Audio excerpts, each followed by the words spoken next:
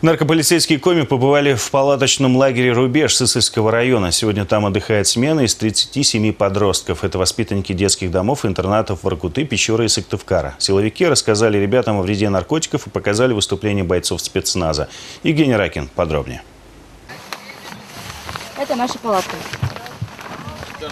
Здесь у нас лежат все вещи, необходимые для нас, скажем так, как столик используем.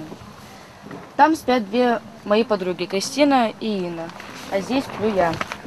Воркутинка Даша в лагере всего 3-й день, но за это время она уже успела почувствовать на себе назойливость насекомых. Походные условия девушку не смущают. С погодой повезло, программа насыщенная. Сейчас, допустим, вся смена с нетерпением ждет сплава по реке на байдарках.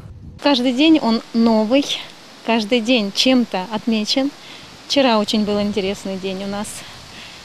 Приезжали люди и катали детей на воздушном шаре. А сегодня рубежистов навестили сотрудники службы наркоконтроля. В беседе с ребятами силовики рассказали о вреде наркотиков и показали документальный фильм, к чему может привести незаконное увлечение. Все эти мероприятия, они проводятся в рамках национального проекта «Неприкосновенный запас «Дети отчизны».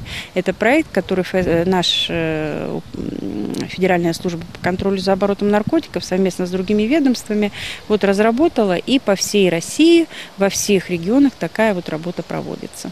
Впрочем, цель встречи не только профилактика наркомании. О рабочих буднях нелегкой профессии наркополицейского показал на практике спецназ.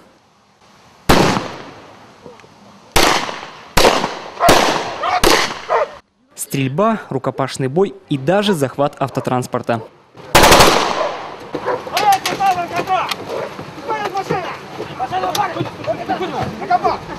Но больше всего, как ни странно, ребят поразило выступление служебной собаки по кличке Брайли. Немецкая овчарка послушно выполнила все команды, обнаружила зелье и задержала вооруженного преступника.